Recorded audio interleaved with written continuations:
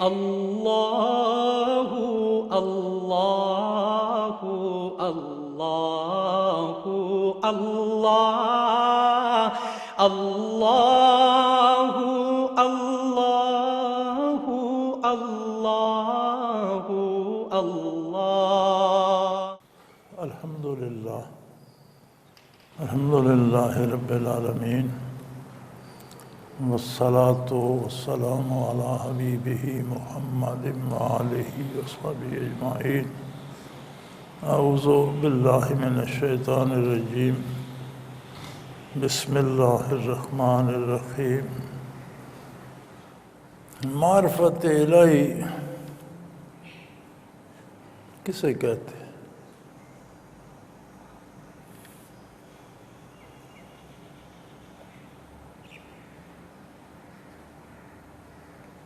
معرفت عرف سے ہے، جس سے تعارف بھی ہے۔ جب کسی کی پہچان کرائی جاتے ہیں تو فرماتے ہیں اس کا تعارف یہ ہے۔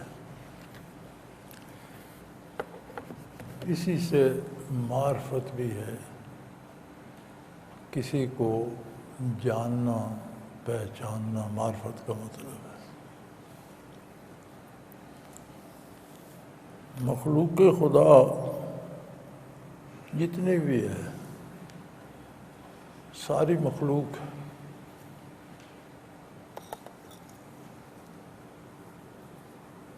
اللہ خالق ہے، مالک ہے۔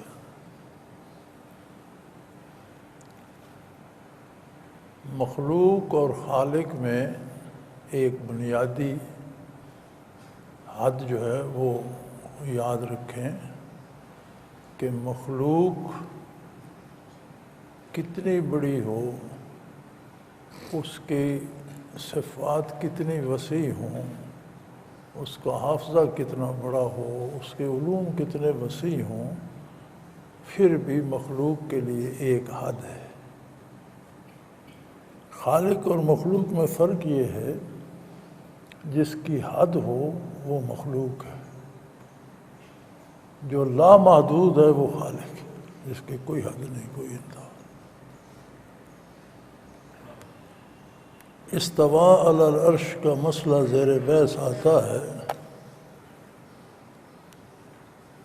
تو بعض حضرات کا، بالخصوص ہمارے اہل حدیث حضرات کا، یا کچھ اور حضرات بھی ہیں، تو وہ فرماتے ہیں عرش پر کرسی ہے، کرسی پر اللہ تشریف فرما ہے۔ تو اس کا جواب علماء یہی دیتے ہیں کہ اگر کوئی ہستی کرسی پر جلوہ افروز ہے تو ایک حد تو اس کی معلوم ہو گئی نا، جو کرسی کے ساتھ ہے۔ کرسی پر اگر کوئی بیٹھتا ہے تو ایک حد تو پتہ لگ گیا نا ایک ضلع کا، تو جو کرسی کے ساتھ ہے، تو اللہ تو لامحدود ہے۔ تو استوا علی العرش سے یہ مراد نہیں کہ اللہ کریم وہاں کرسی پر بیٹھے ہوئے ہیں، مراد یہ کہ کائنات کے نظام کا قبلہ عرش کو بنا دیا۔ جیسے ہر حکومت کا ایک سیکریٹریٹ ہوتا ہے جو پورے ملک کو کنٹرول کرتا ہے، تو کائنات کے نظام کا سیکریٹریٹ عرش کو بنا دیا۔ اللہ کی ذات حدوں سے بالا تر ہے۔ جو ذات حدود سے بالا تر ہے، اس کی صفات بھی حدود سے بالا تر ہے۔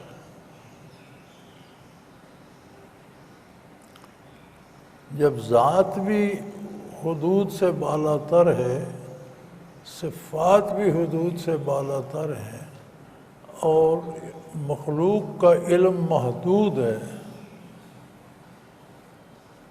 تو پھر وہ اس کی ذات کا احاطہ تو نہیں کر سکتا۔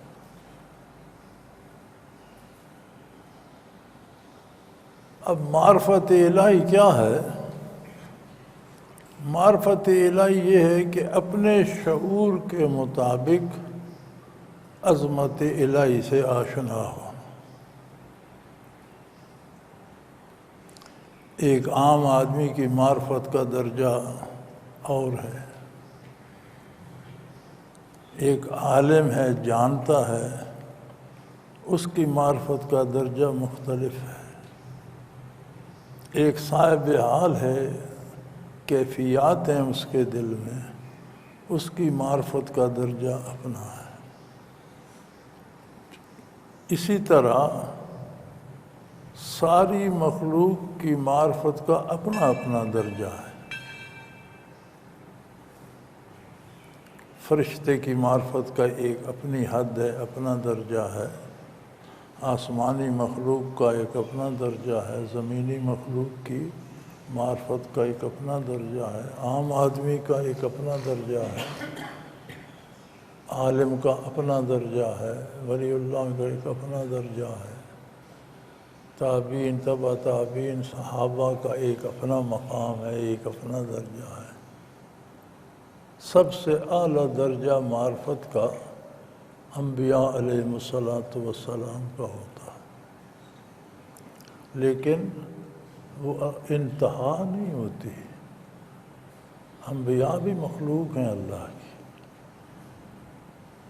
کائنات میں سب سے اعلیٰ انبیاء اور رسل کا، پھر درجہ بدرجہ جس طرح انبیاء کی فضیلت ہے، سب سے اعلیٰ امام الانبیاء صلی اللہ علیہ وسلم کا اپنی حیثیت، اپنے علم، اپنے شعور کے مطابق ہر شخص کی معرفت الگ ہے۔ تو آپ اشخاص گن لیں، معرفت کے درجے بھی گن لیں، تو تخلیق سے قیامت تک کے لوگوں کو آپ نہیں گن سکتے، تو معرفت کے درجے بھی نہیں گن سکتے۔ ہر ایک کا ایک اپنا مقام ہے، اپنی سطح ہے، اپنا لیول ہے۔ لیکن یہ اتنی بڑی نعمت ہے کہ اس کا ذرہ بھی نصیب ہو جائے تو نجات کے لیے کافی۔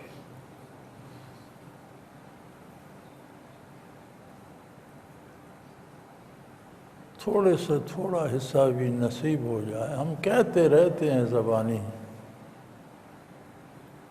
لیکن جب ہم دین کے خلاف سوچتے ہیں تو ہماری معرفت کہاں جاتی ہے؟ جب ہم دین کے خلاف کام کرتے ہیں تو ہماری معرفت کہاں جاتی ہے؟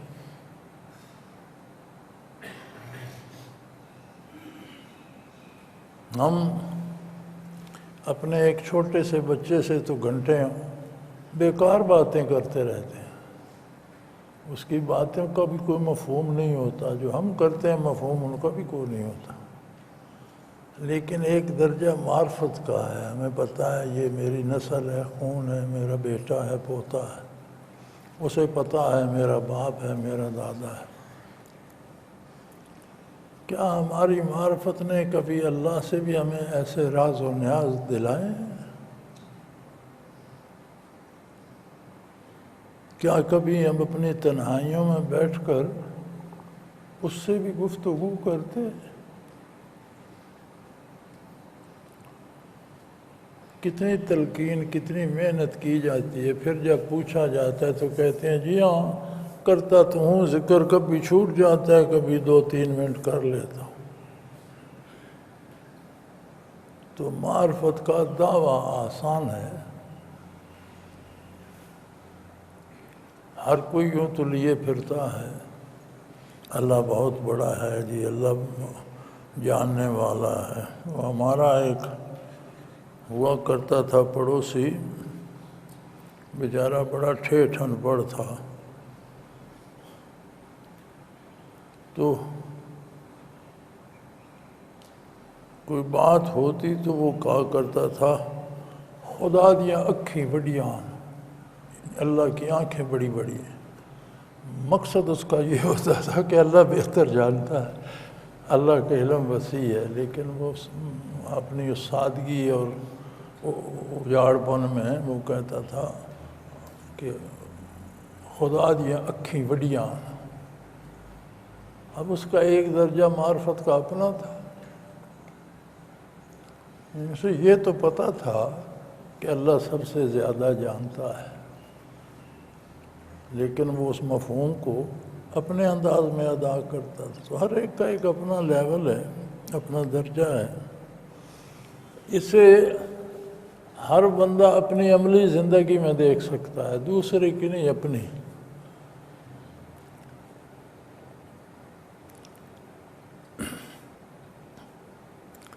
کہ عملی زندگی کو اگر متاثر کرے تو پھر کوئی ذرہ معرفت کا نصیب ہے، گناہ سے روک دے، نیکی پہ مجبور کرے، بھوک لگے نیکی کی۔ جیسے نبی صلی اللہ علیہ وسلم نے فرمایا کہ بندہ نماز ادا کر چکے تو اسے اگلی کا انتظار ہو کہ کب وقت ہوگا، کب میں پھر حاضر ہوں گا۔ تو حضور کے ارشاد کے مطابق فرمایا وہ ہمیشہ نمازی میں شمار ہوتا ہے۔ تو معرفت کی پہچان یہ ہے، اپنی اپنی پہچان کیجئے، میں اپنا خیال کروں، آپ اپنا کریں، کہ کتنا وہ ہمیں نیکی پہ مجبور کرتی ہے، کتنا ہمیں اللہ کی نافرمانی سے روکتی ہے۔ یہ معرفت الہی ہے، اور اس کے درجوں کی کوئی انتہا نہیں، کیونکہ اللہ کی نہ ذات کی کوئی حد ہے، نہ اس کی صفات کی کوئی حد ہے۔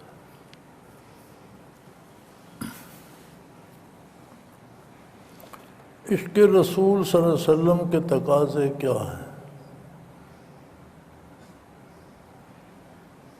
یہ بھی ایک بات ہے جو ہم نے بنائی ہوئی ہے، اور بڑا خوبصورت لیبل ہے یہ۔ خواہشات اپنی ہوتی ہیں، انہیں پورا کرنے کے لیے اس پر عشق رسول کا لیبل لگا لیتے ہیں۔ عشق ہوتا کیا ہے؟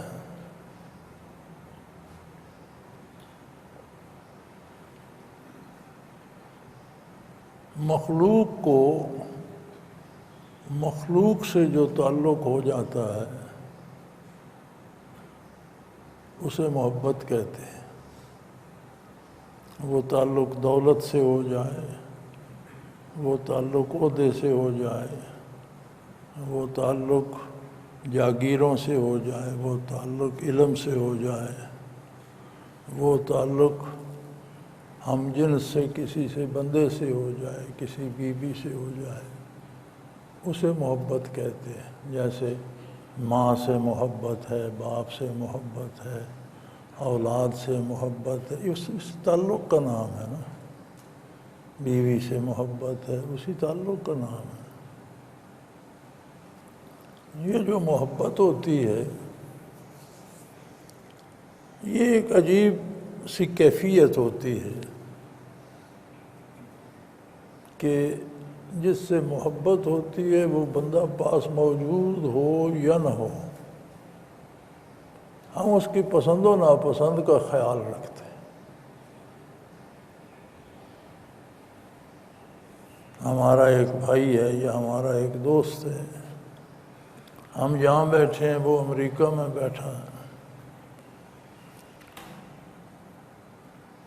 یہاں الیکشن آ جاتا ہے، لوگ ووٹ مانگنے، ہم کہتے ہیں یار اسے فون کرو، اس سے بات کرو۔ بھئی وہ امریکہ میں بیٹھا ہے، اسے سٹیزن شپ حاصل ہے، اس کا ووٹ وہاں ہے، وہ وہاں دے گا۔ نہیں، وہ جو وہ کہے گا وہ کرے گا، ہوتا ہے نا ایسا۔ یہ جو تعلق ہوتا ہے اسے محبت کہتے ہیں۔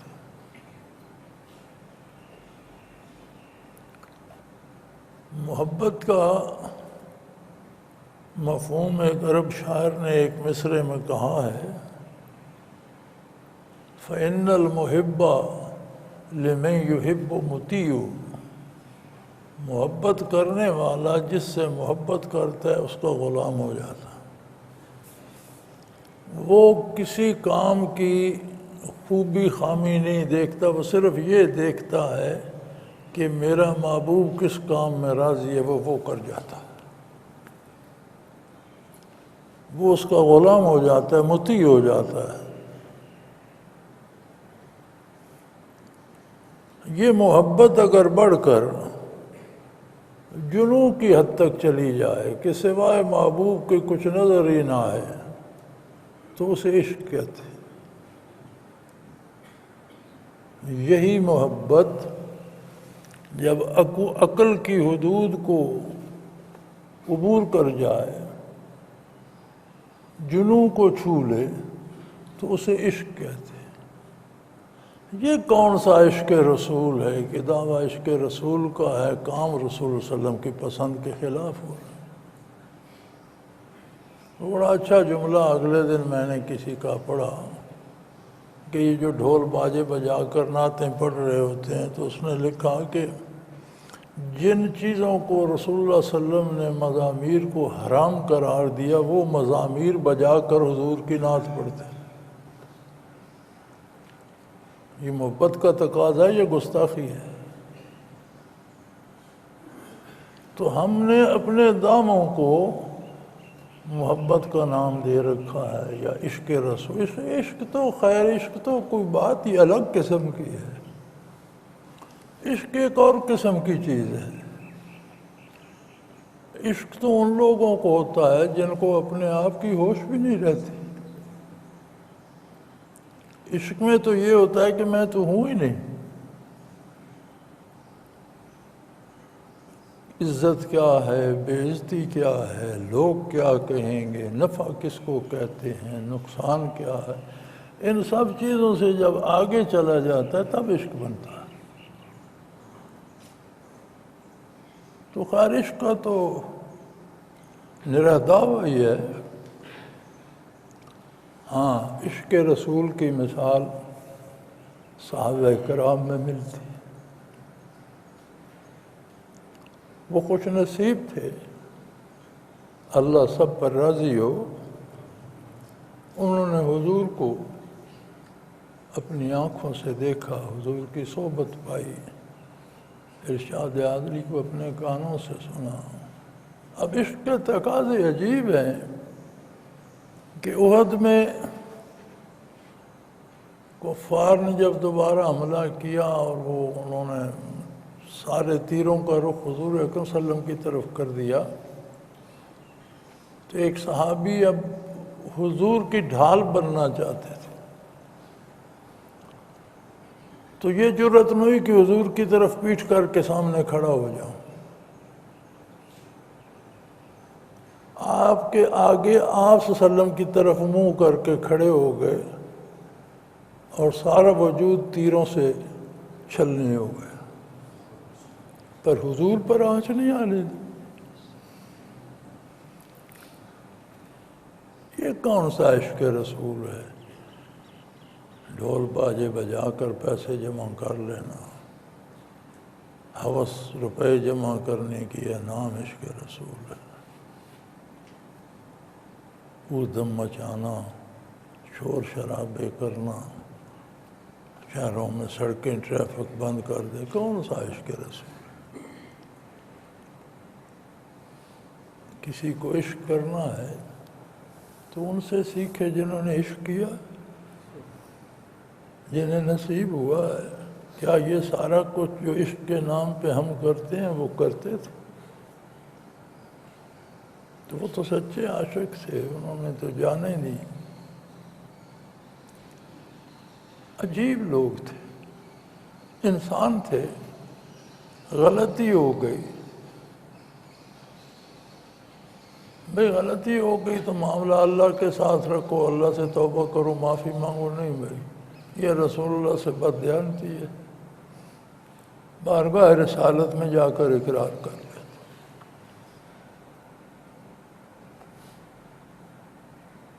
ہے نا، بظاہر تو پاگل پن ہے نا، اسی کو عشق کہتے ہیں۔ تو ہم تو اپنی خواہشات پوری کرنے کے لیے ان پر رنگ لگا لیتے ہیں، محبت ہے، عشق ہے، فلاں ہے، فلاں ہے۔ ہمیں تو عشق کا پتہ ہی نہیں عشق ہوتا کیا۔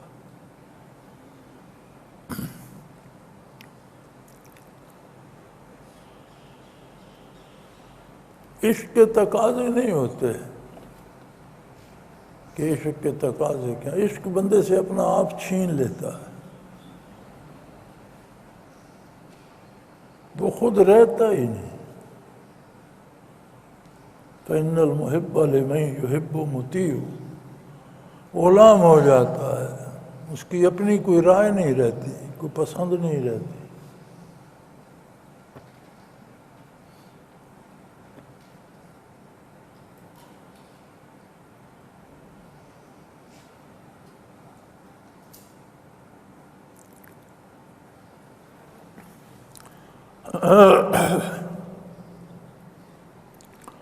وہ کسی شاعر نے کہا تھا، اللہ کرے عشق کا بیمار تجھے بھی،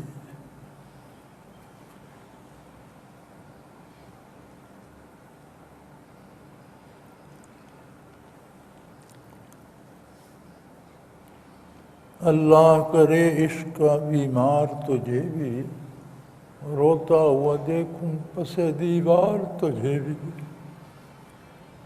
تو کہیں یہاں میں نے بیان میں یہ شعر پڑھ دیا، کوئی بات ایسی ہوگی.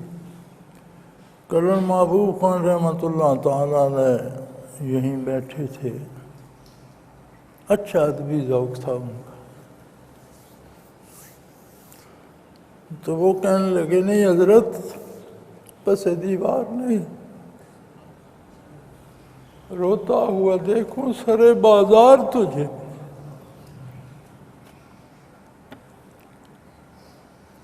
عشق تو اس طرح رسوا کرتا ہے. جہاں خواہشات کا دخل ہو وہاں نہ عشق ہوتا ہے نہ محبت ہوتی. وہاں خواہشات ہوتی ہیں. ہم خواہشات کو محبت کا نام دیتے ہیں. ہمیں اولاد سے بھی محبت نہیں ہوتی. ہم بکروں کی طرح انہیں پالتے ہیں، پل جائے گا تو بک جائے گا. جانور نہیں ہم پالتے، پل جاتے ہیں تو بکرے بک جاتے ہیں، پیسے دے جاتے ہیں. ہم اولاد بھی اس طرح پالتے ہیں. ایک بچہ نوکری نہ کرے، کما کے نہ لائے، پھر محبت کہاں جاتی؟ یہ کون سی محبت ہے جو پیسہ کما لائے پھر تو ہے، نہ لائے پھر کوئی نہیں؟ تو محبت تو نہیں ہے. آپس کی کوئی ضرورتیں ہیں، سودا بازی ہے جسے ہم نے محبت کا. محبت تو پھر وہ اچھا ہے یا برا ہے، کماتا ہے یا نہیں کماتا، محبت تو محبت ہے. پھر اسے تو ہر حال میں ہونا چاہیے. وہ کوئی نہیں رہتی، نہ ماؤں کو بیٹوں سے رہتی ہے، نہ باپوں کو، نہ بھائیوں کو بھائیوں سے رہتی ہے. بس دکھاوا رہ جاتا. ایک ایک انچ زمین پہ ایک دوسرے کا گلا کاٹ دیتے ہیں، چند سکوں کے بعد ایک دوسرے کو تباہ کر دیتے ہیں. کون سی محبتیں ہیں؟ تو نام رکھنے سے چیزوں کی حقیقتیں نہیں بدلا کرتی. جیسے آج کل سود کا نام لوگوں نے منافع رکھ دیا تو اس کی حرمت بدل جائے گی. خنزیر کو بکرا کہہ دو تو حلال ہو جائے گا. تو نام رکھنے سے چیزوں کی اصلیت نہیں بدلتی. محبت کا کوئی ذرا نصیب ہو جائے، حضور کی نافرمانی سے روک دے، بتقاضۂ بشریت غلطی ہو جائے تو دکھ لگے، آنسو نکلیں، توبہ کرے، معافی چاہے، تو یہ اس کی نجات کا سبب ہے. چہ جائے کہ عشق تو بہت بڑی بات ہے.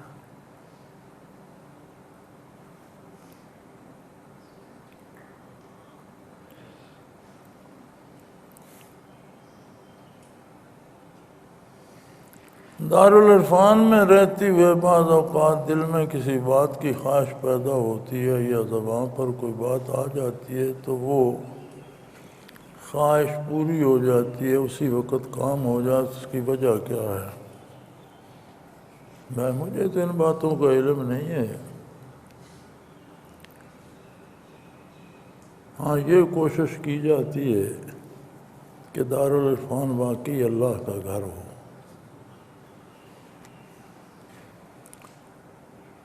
دارالعرفان میں کسی فرد سے کوئی امید وابستہ نہیں کی جاتی۔ یہاں لوگ ہزاروں میں بھی لاکھوں میں بھی دیتے ہیں۔ ایسے لوگ بھی ہوتے ہیں جن کے پاس واپسی کا کرایہ نہیں ہوتا، انہیں بھی یہاں قیام و طعام بھی ملتا ہے، کرایہ بھی مانگ کے لے جاتے ہیں۔ تو یہاں کوئی فرق نہیں کرتا، کسی نے دیا ہے تو اللہ کو دیا ہے، نہیں دیا تو اللہ کا بندہ ہے، اسے ضرورت ہوگی، اس کے پاس نہیں ہوگا۔ تو کوشش کی جاتی ہے کہ دارالعرفان اللہ ہی کا گھر رہے۔ یہاں کوئی جرنیل آ جائے تو کولا گھنڈیا نہیں پکتی، کوئی مزدور آ جائے تو اسے جھوٹا نہیں دیا جاتا۔ یہ اللہ کا گھر ہے اور کوشش کی جاتی ہے کہ اسے اللہ ہی کا گھر رکھا جائے۔ نہ کسی مخلوق سے کوئی امید وابستہ کی جائے، نہ کسی مخلوق پر کوئی تکیہ یہ بھروسہ کیا جائے۔ تو جب اللہ کا گھر ہے تو اللہ ضرورتیں پوری کرنے والا ہے، وہ جانے، اس کی مخلوق جانے، ہمیں کوئی پتہ نہیں ہوتا کس نے کیا سوچا اور اس کی کیا ضرورت پوری ہوئی۔ یہ اللہ کریم کا احسان ہے کہ یہ جنگل زہریلے جانوروں کا مسکن ہے، بے شمار قسم کے سانپ بچھو یہاں پائے جاتے ہیں۔ یہ اللہ کا احسان ہے کہ وہ دارالعرفان میں کسی کو نقصان نہیں پہنچاتے، اللہ حفاظت فرماتے ہیں۔ لوگوں کی ضرورتیں بھی پوری کرتا ہوگا، لوگ جانے، اللہ جانے، ہمیں اس میں کیا، ہمیں نہیں پتہ ہوتا کہ کس نے کیا خواہش کی، کب اس کی پوری، وہ جانے، مخلوق جانے۔ ہماری کوشش یہ ہوتی ہے کہ اس کی خدمت یا نوکری اللہ نے جو ہمارے ذمہ لگائی ہے، مشائخ نے تفویض کی ہے، تو اللہ کرے پوری دیانتداری اور امانت سے اس کی خدمت کر سکیں، اسے پیشہ نہ بنائیں، اس کے نام پر لوگوں پر سوار نہ ہوں، اس کے نام پر لوگوں سے امیدیں وابستہ نہ کریں۔ تو الحمدللہ کوشش ہوتی ہے، انسان عاجز مخلوق ہے، اپنی حیثیت کے مطابق کوشش ہی کر سکتا ہے، کام تو وہ خود کرتا ہے، اس کی مرضی۔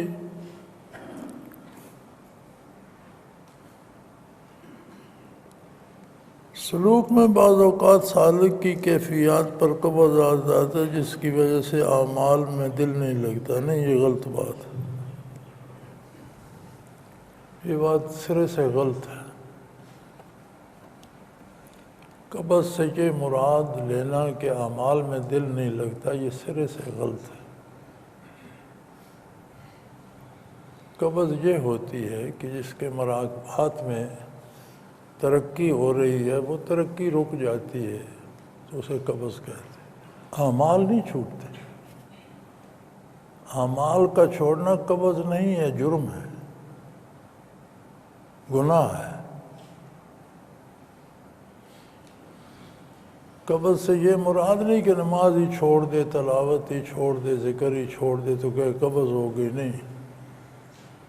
قبض سے مراد یہ ہوتی ہے کہ اعمال تو اتنے ہی ہیں، محنت اتنی ہے، خلوص وہی ہے، مجاہدہ وہی ہے، لیکن ترقی نہیں ہو رہی، اسے قبض کہتے ہیں۔ اعمال کا چھوٹ جانا یہ کسی گناہ کی سزا ہے، کسی غلط سوچ کا نتیجہ ہے، کسی غلط عمل کا نتیجہ ہے۔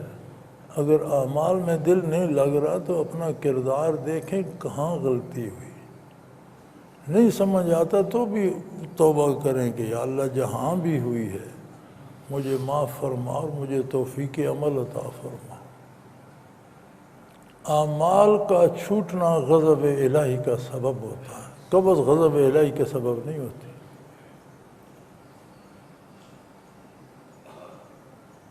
جن لوگوں کو کیفیات نصیب ہوتی ہیں ان پہ مختلف اوقات میں مختلف چیزیں وارد ہوتی رہتی ہیں۔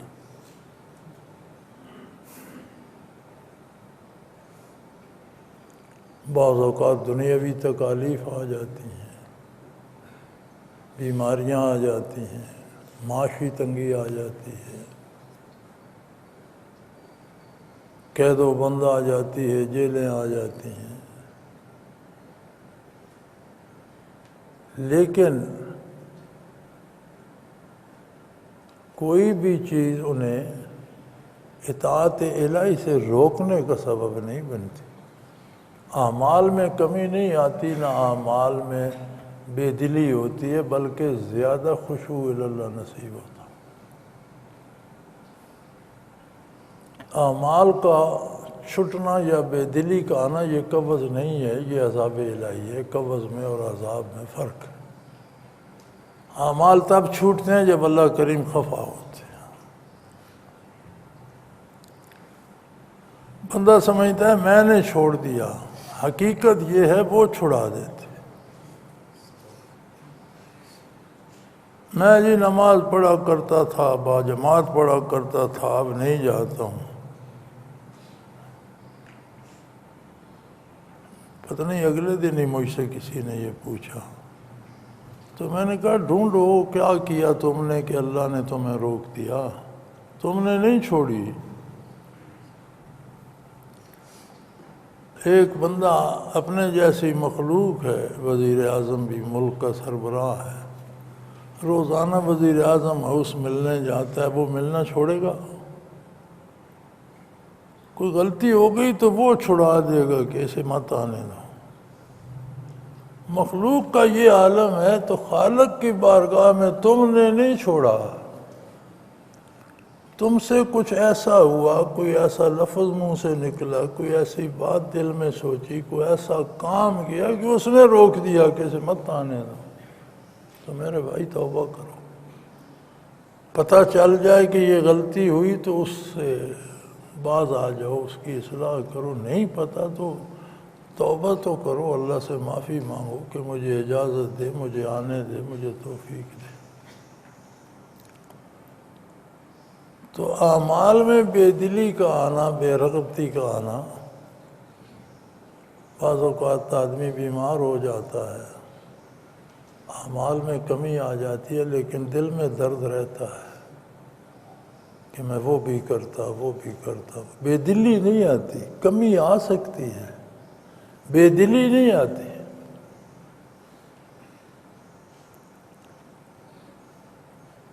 ایک صحت مند اور ایک مریض کے اعمال میں، مجاہدے میں، نوافل میں، عبادات میں کمی بیشی ہو سکتی ہے، بے دلی نہیں آتی۔ وہ درد دل میں رہتا ہے کہ جو میں نہیں کر سکتا کاش میں کر سکتا۔ بے دلی کا آ جانا اللہ کی ناراضگی کا نتیجہ، اور اسے قبض کہہ کر قبول نہیں کرنا چاہیے، اس سے توبہ کرنی چاہیے۔ قبض ہوتی ہے کہ مراقبات میں جو ترقی ہو رہی ہے، کردار وہی ہے، اعمال وہی ہیں، خلوص وہی ہے، محنت اور مجاہدہ وہی ہے، اور ترقی نہیں ہو رہی۔ تو یہ اللہ کی حکمتیں ہوتی ہیں، وہ بہتر جانتا ہے کہ کس پر کس وقت کون سا پھل لگنا ہے۔ کوئی بھی درخت سارا سال تو پھل نہیں دیتا، کوئی بھی فصل سارا سال تو نہیں اگتی، کوئی بھی کھیتی سارا سال تو ہری بھری نہیں رہتی۔ تو یہ اس کا ایک اپنا نظام ہے۔ نتائج میں، ترقی میں، مراقبات میں رکاوٹ آ جانے کو قبض کہتے ہیں، لیکن اس میں مجاہدے میں کمی نہیں آتی، اس لیے اسے قبض کہتے ہیں کہ مجاہدہ تو وہی ہے، ترقی کیوں نہیں ہو رہی؟ اللہ کی مرضی۔ تو اسے خلط ملط نہ کریں، یاد رکھیں اعمال میں بے دلی کا آ جانا، اعمال کا چھوٹنا، یہ اللہ کی ناراضگی ہے، یہ قبض نہیں ہے۔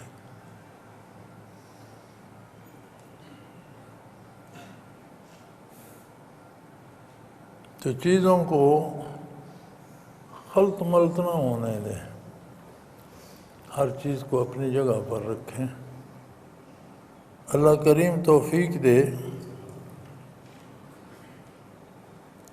اب یہاں ہم کتنا ذکر کرتے ہیں، جب جاتے ہیں تو سارا چھوٹ جاتا ہے۔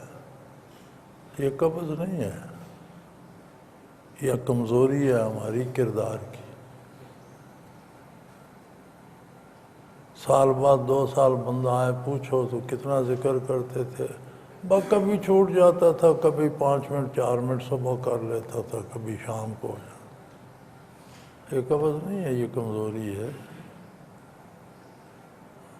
توفیق الہی کا نہ ملنا ہے۔ وہ کیوں کسی بندے سے اپنا نام چھین لے گا؟ خوش ہو کر تو نہیں چھینے گا، یہ اس کی ناراضگی کی دلیل ہے۔ ہمیں سوچنا چاہیے کہ کیوں مجھ سے چھن گیا۔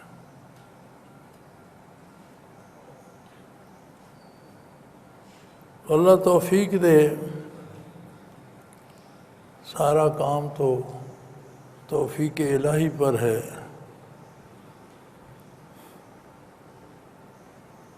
انسانی کردار بہت بڑا ایک اثر چھوڑتا ہے اس پر۔ کس کام سے، کس فکر سے، کس سوچ سے توفیق عرضاں ہوتی ہے، کس سوچ سے، کس فکر سے، کس کام سے توفیق چھنتی ہے، یہ ہمیں خود سوچنا چاہیے اپنے کردار کے بارے کہ کیوں مجھے وقت نہیں، کیوں مجھے فرصت نہیں ملتی، کیوں مجھ سے ذکر چھوٹ رہا ہے، کیوں نمازوں میں بے رغبتی آ گئی، کیوں حضور حق نصیب نہیں ہوتا۔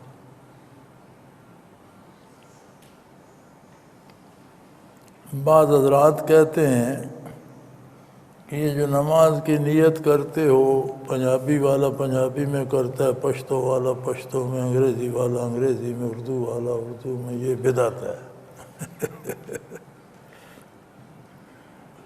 یہ بھی ایک تماشا ہے، ہر بات کو بدعت کہہ دیا جاتا ہے۔ بدعت وہ ہوتی ہے جو سنت سے ثابت نہ ہو، صحابہ سے ثابت نہ ہو، اور انسان اسے دین سمجھ لے کہ جو یہ نہیں کرتا وہ گناہ گار ہے، وہ بدعت بن جائے۔ اسی کو اگر یہ سمجھ لیا جائے کہ جس طرح نماز نہ پڑھنے والا گناہ گار ہے، اسی طرح نیت نہ کرنے والا بھی گناہ، پھر یہ بدعت بن جائے۔ ہم کیوں کرتے ہیں؟ ہمیں یہ یاد ہی نہیں رہتا کہ میں نے 2 رکعتیں پڑھنی ہیں یا 3 یا 4، تو پھر ہم زبانی نیت دہرا لیتے ہیں کہ میں 4 رکعت فرض 4 رکعت سنت کی نیت، اس سے کچھ تھوڑی سی سپورٹ رہتی ہے، کم از کم رکعتیں۔ یا پھر بھی کئی ایسے ہیں جنہیں پھر بھول جاتی ہیں کہ 3 پڑھی ہیں یا 4 پڑھی، تو اگر وہ زبانی پہلے نیت نہ کریں پھر تو انہیں بالکل ہی پتہ نہ چلے۔ تو ہمارا جب عالم یہ ہے کہ نماز کی رکعتیں، رکوع، سجود اور تسبیحات یاد نہیں رہتی، تو کون سی معرفت، کس کی معرفت، کس کو پہچانا ہم نے، کس کو جانا؟ باتیں تو ہم معرفت الہی کی اور کہاں کی کرتے ہیں، اور عشق رسول صلی اللہ علیہ وسلم کی کرتے ہیں۔ حجرت یہ ہے کہ 2 رکعت نماز یاد نہیں، 1 پڑھی ہے کہ 2 پڑھی ہے۔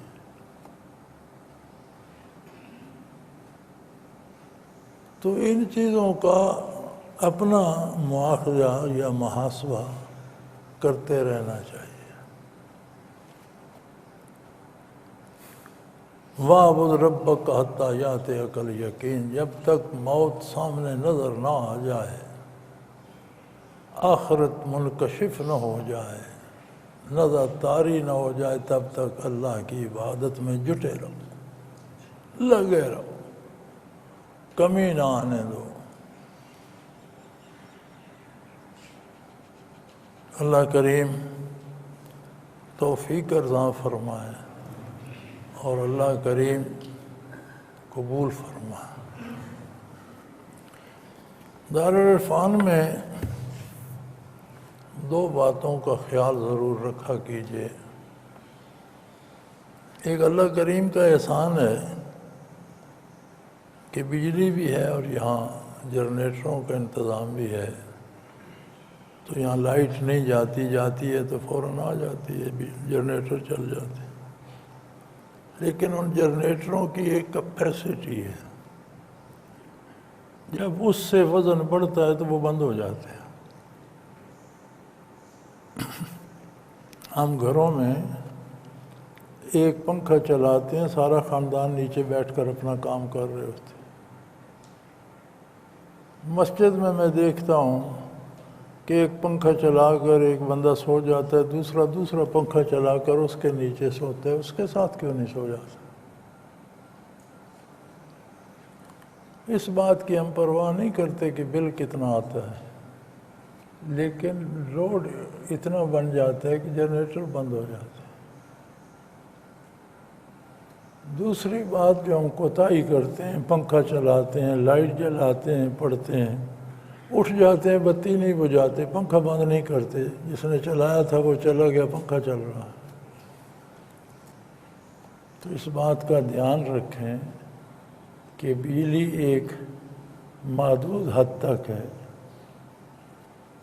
اسے ضائع نہ کیا جائے، استعمال کیا جائے۔ جہاں سے اٹھتے ہیں وہاں اگر بتی جلائیے، پنکھا چلائیں، جب آپ جا رہے ہیں اسے بند کریں۔ دوسرا یہاں مسئلہ ہمیشہ سے ہے، وہ پانی کا ہے۔ میں نے کم و بیش 20 سے زیادہ بور یہاں اس ایریے میں کرائے ہیں، یہاں پانی نہیں ہے، 500 فٹ بھی کرائے ہیں۔ نور پور سے آتا ہے، 3 میل فاصلہ ہے اور 3 میل چڑھائی کے ہیں۔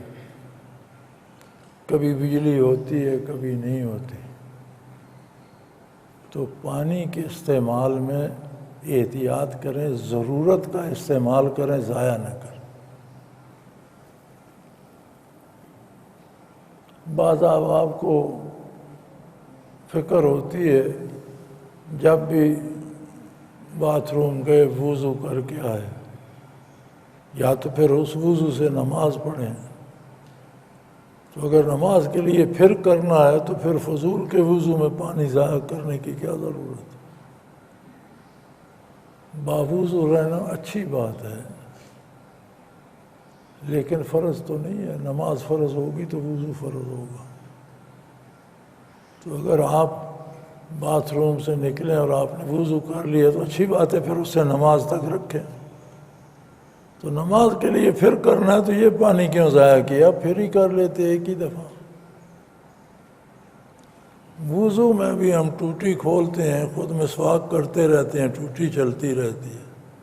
تھوڑا سا ہم پانی لیتے ہیں، سر کا مسح کرتے ہیں، کانوں میں انگلی، گردن پہ، یہ وہ، ادھر ٹوٹی چل رہی ہے۔ بھئی آپ نے ایک چلو پانی لینا تھا، یہ جو 5 منٹ بعد میں چلتا رہا، یہ کس کھاتے؟ تو یہ دو باتوں کا دھیان رکھیں، نئے آنے والوں کو بھی تلقین کریں کہ خدا نہ کرے جب یہاں کبھی بجلی خراب ہو سکتی ہے، کبھی موٹر خراب ہو سکتی ہے، ایک کا دن میں مرمت نہیں ہوتی، پھر کیا ہوگا؟ تو بہت بڑا ٹینک یہاں بنا ہوا ہے، اس لیے کہ ذخیرہ رکھا جائے کہ کہیں ایسا حادثہ ہو تو ایک آدھ دن کام آئے۔ لیکن ساتھی بے دھیانی کرتے ہیں، سارا ٹینک ہی جو ہے اسے ضائع کر دیتے ہیں، یہ درست نہیں ہے۔ ان چیزوں کا دھیان بھی رکھیں۔ اللہ کریم مہربانی فرمائے۔ وآخر دعوانا ان الحمدللہ رب العالمین۔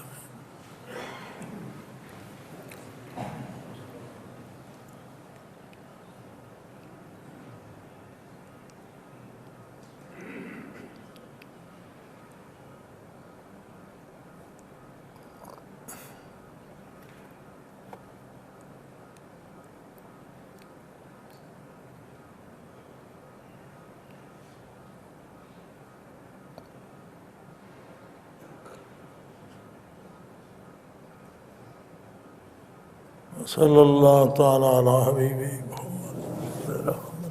اللہ اللہ اللہ اللہ اللہ اللہ اللہ اللہ۔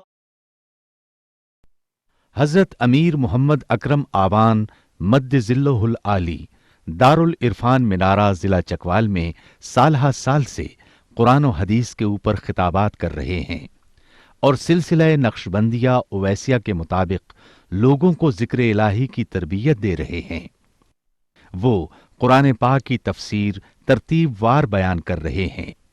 تفسیر قرآن کو وہ موجودہ ملکی اور بین الاقوامی حالات کے مطابق بیان کرتے ہیں۔ موٹر وے سے کلر کہار کے انٹرچینج سے نکلتے ہوئے کلر کہار کی جھیل سے ہوتے ہوئے میانی، بوچھال اور نورپور سے گزرتے ہوئے دارالعرفان منارہ پہنچ سکتے ہیں۔ حضرت امیر محمد اکرم آوان نے بچیوں اور بچوں کی دینی اور دنیاوی تعلیم کے لیے سقارہ اکیڈمی کے نام سے ایک درسگاہ بھی قائم کی ہے، جس کا افتتاح ملک پاکستان کے صدر جنرل محمد ضیاء الحق نے اپنے دست مبارک سے کیا تھا۔ وہ تمام احباب جو اسلام کی طلب رکھتے ہیں ان سے گزارش ہے کہ دارالعرفان منارہ ضلع چکوال میں امیر محمد اکرم آوان صاحب کے خطابات سے مستفید ہوں۔ وہ ہر جمعے کو نماز سے پہلے بیان فرماتے ہیں۔ ہر ماہ کی پہلی اتوار کو ماہانہ اجتماع ہوتا ہے جس میں آپ خصوصی خطاب فرماتے ہیں اور پاکستان کے چاروں صوبوں سے احباب اس اجتماع میں شرکت کرتے ہیں۔ اس کے علاوہ یہاں سال میں 2 مرکزی اجتماعات بھی ہوتے ہیں، ایک رمضان المبارک میں اعتکاف کا اجتماع اور دوسرا جولائی اور اگست میں 40 دن کا اجتماع ہوتا ہے جس میں روحانی تربیت کی جاتی ہے۔ اپنا خون سیماب دے کر اتنا ہم کر جائیں گے، نام آقا کا چمن میں پھر رقم کر جائیں گے۔